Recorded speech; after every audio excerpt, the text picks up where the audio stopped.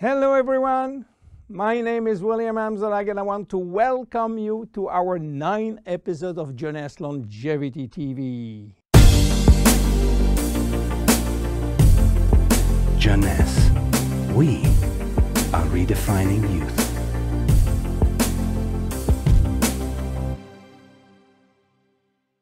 Obesity, or should I say globesity. Today, obesity is a worldwide epidemic disease. There is an outrageous eruption of a worldwide obesity even in the countries where not so long ago famine was the #1 health issue.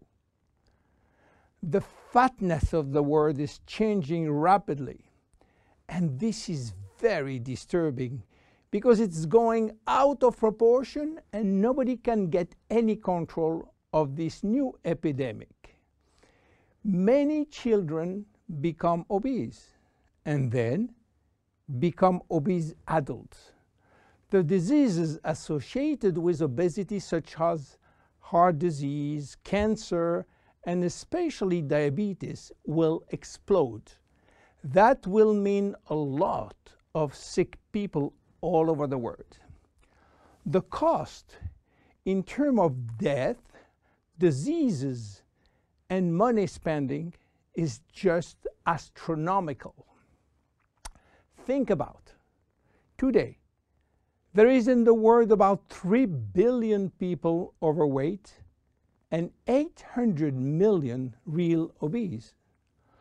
The cost of obesity in the United States is about 150 billion per year, which is 10% of the total US medical cost. So what is the difference between overweight and obese?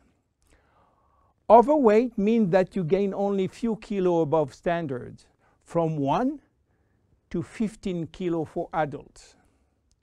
Above this threshold, you're considered as obese. If you wish to get more detailed information, then you have to calculate your BMI, which means your body mass index, by using the following formula: your weight in kilo divided by your height in square meters. If your BMI shows a score under 18.5 per square meter, it means that you need to gain weight. You are underweight. If it is between 18.5 and 25, you are in normal standard. Between 25 and 30, you are overweight, and above 30, you are qualified for obesity. Note that BMI is a standard tool which do not apply in extremes like very tall people or very small people, and also should be adapted to children. Why people become obese? It is very simple in theory, but become more complicated when we reach fat metabolism. We are gaining weight or fat when we eat more than we spend in terms of calorie, or when we spend less than we eat in terms of calorie. So how do we get energy? The body will get energy only from the food, knowing that 1 gram of carbohydrate will release 4 calories, same for proteins, but 1 gram of fat will release 9 calories. So all depends on how much you eat and what kind of food you eat. If the food is rich in fat or in protein or in sugars. Now, how do we spend energy? There are 3 ways to spend energy. The first one is what we call basal metabolism, which is the necessary energy required to get our body working and all our million of chemical reaction working and working properly. This requires approximately 1 calorie per kilo and per hour. So if you weigh 60 kilo, you will spend in 24 hours 60 multiplied by 24 equal 1,440 calories per day. And this is good news because you have no control on that. The second spending is the necessary energy to fight against heat or cold. And these depend on the environment and the way that you are protected against heat or cold. It is called thermogenesis. And again, you have little control on that. The third one is the energy required to move your body, and that is entirely up to you. This is to say that physical activity is the only controllable way to spend energy. We will see later that this very simple way of gaining or losing weight is influenced by many, many other factors, and especially the control of fat metabolism by a sophisticated group of hormones. So why such epidemic? To understand, we have to go back 20,000 years ago. As surprising that it can be, our genes have not changed for the last 20,000 years. At this time, life for humans was quite difficult. In fact, life was based on food availability, and food was really available only during spring and summer. The rest of the time, no food, almost famine.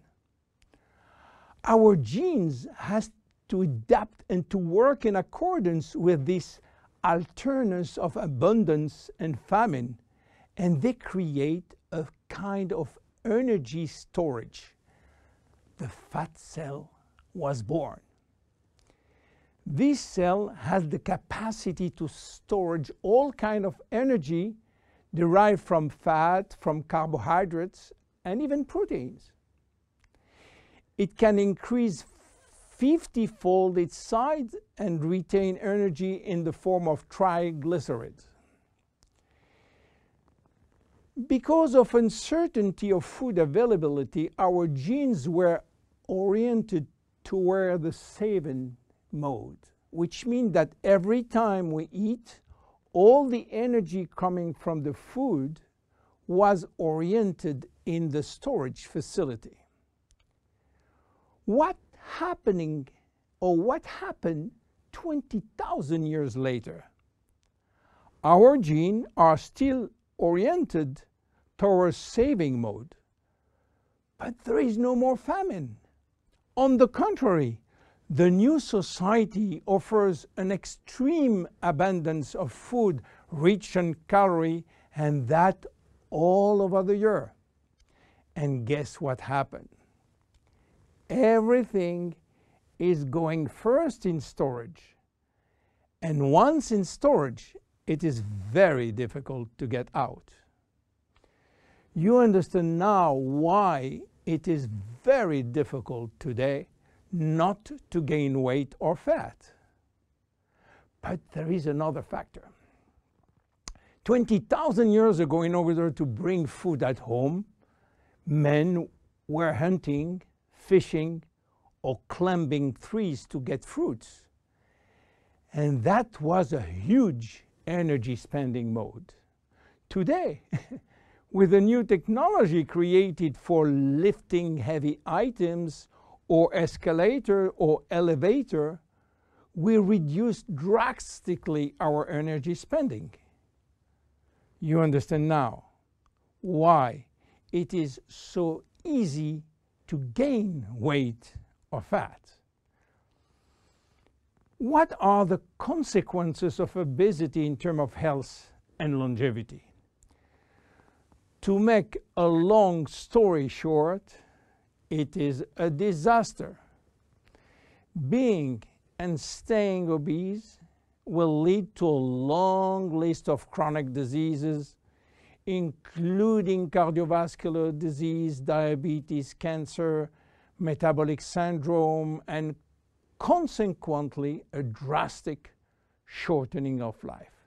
That will not account for the uncomfortable physical, emotional, and mental consequences of being heavy for ourselves and for our relationship. In terms of aging, obesity is shortening telomeres, increasing DNA damage, and reducing stem cell pool. So what to do for reducing obesity? Obviously, it is quite difficult considering the worldwide effort of the medical community with so small results. Health authorities are repeatedly organizing campaigns to inform people about the consequences of eating too much sugar or fat or the lack of exercise. But the food industry until now do not help and still putting on the market food rich in bad sugar and bad fat. The first step is to be convinced that improving your lifestyle, which means improving your nutrition, your physical activity, managing your stress and your emotion, in order to stop impulsive eating, will be a very good action to preserve your life and your longevity. The second step will be to use specific food supplements to help managing your fat metabolism and rebuild the muscles that you lose when lacking exercise. This is why Jeunesse decided to create a new line of product specially designed to counteract craving, to help fat metabolism, and to reduce muscle loss. Be with us in our next episode dedicated to the Zen Body line. My name is William Amzalag, and I will see you on our next episode. Thank you.